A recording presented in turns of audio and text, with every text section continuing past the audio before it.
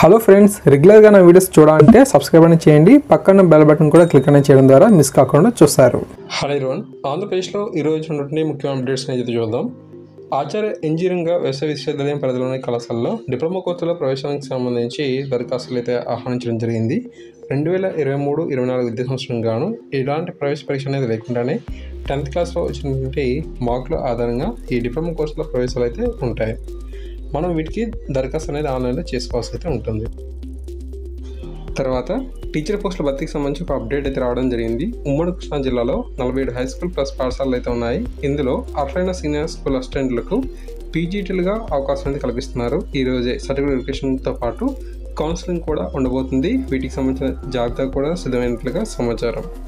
Okay, ఈ counselling ద్వారా మనకు 260 పోస్టులు అయితే భర్తీ కాబోతున్నట్టుగా తెలుస్తుందండి. ఓకే, తర్వాత ఎస్సీ గురుకులాల్లో పనిచేస్తున్నటువంటి 1590 మంది పార్ట్ టైం టీచర్ల వేతనాలకి అప్డేట్ అయితే రావడం జరిగిందన్నమాట. వీరందరి యొక్క వేతనాల పెంపు అయితే జరిగింది.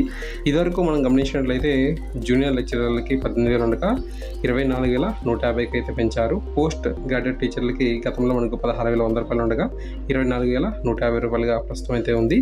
తర్వాత టీజీటీ వేతనం చూస్తే 14,800 ఉండింది, ఇప్పుడు 19,350 రూపాయలు. పీఈటీకి చూస్తే 10,900 నుంచి 16,350 పెంచారు.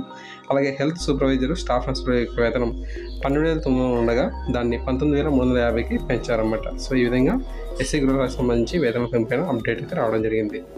ఆంధ్రప్రదేశ్లోని గ్రామ మరియు వాటచారి ఉద్యోగులకు సంబంధించి ఒక ముఖ్యమైన అప్డేట్ అయితే ఉంది. Ward welfare and development secretary grade 2 పోస్ట్కి సంబంధించి విద్యార్హత విషయం పైన ఇదివరకు కోర్టులో కేసు అయితే ఇవ్వడం జరిగింది కదా. బీకామ్ అభ్యర్థులు కూడా ఆర్ట్స్ అండ్ హ్యూమనిటీస్ విభాగానికి వస్తారు అని చెప్పి చాలామంది అభ్యర్థులు కోర్టును అయితే ఆశ్రయించడం జరిగింది. దాని యొక్క రిజల్ట్ అయితే మనకు ఇప్పుడు వచ్చిందని చెప్పుకోవాలి.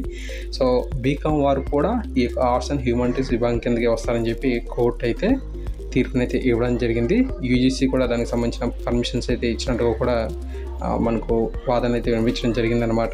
సో 8 వారాల్లోగా ఎవరైతే క్వాలిఫైడ్ అయినటువంటి బీకామ్ అభ్యర్థులు అయితే ఉన్నారో వీరికి సంబంధించి పోస్టింగ్స్ అయితే ఇవ్వాలని చెప్పి అధికారులకు కోర్టు అయితే స్పష్టం చేసిందనమాట. సో వీటికి సంబంధించి మీరు పూర్తి ఆర్టికల్ని అయితే పర్సన్ చేయొచ్చు. తర్వాత ఆదర్శ పాఠశాలలో ఇంటర్ ప్రవేశాలకు సంబంధించి అప్డేట్ అయితే రావడం జరిగిందన్నమాట. రాష్ట్రంలోని 122 ఆదర్శ పాఠశాలలో 2023-24 విద్యా సంవత్సరం గాను ఇంటర్ ప్రవేశాలకి మనకు దరఖాస్తులు అయితే ఆహ్వానిస్తున్నారన్నమాట. ఈ నెల 22 నుంచి వచ్చే నెల 7వ తారీఖులోగా మనం దరఖాస్తులు చేసుకోవాలి. ఎస్సీ ఎస్టీలకు 150 రూపాయలు, ఓసీ బీసీ ఈడబ్ల్యూసీ విద్యార్థులకు 200 రూపాయలు అనేది నిర్ణీత రుసుముగా అయితే ఉంది. అఫీషియల్ వెబ్సైట్లో మనం దరఖాస్తులు చేసుకోవచ్చు. 10వ తరగతిలో మనం సాధించినటువంటి మెరిట్ ప్రాతిపదికన మరియు రిజర్వేషన్ ప్రకారం ఈ యొక్క సీట్లు అయితే కేటాయించబడతాయి. తర్వాత గ్రూప్ 1కి సంబంధించిన మెయిన్ హాల్ టికెట్స్ అనేవి 24 నుంచి అఫీషియల్ వెబ్సైట్లో అందుబాటులో అయితే ఉంటాయని చెప్పి ఏపీఎస్సీ యొక్క ప్రకటనలో తెలిపింది. గ్రూప్ 1కి సంబంధించిన మెయిన్ డాక్ పరీక్ష అనేది జూన్ 3 నుంచి 10వ తారీఖు వరకు అయితే ఉంటాయంట. ఉదయం 10 గంటల నుంచి మధ్యాహ్నం 1 గంట వరకు ఈ యొక్క మెయిన్స్ ఎగ్జామ్స్ అయితే ఉంటాయని చెప్పి పేర్కొంది.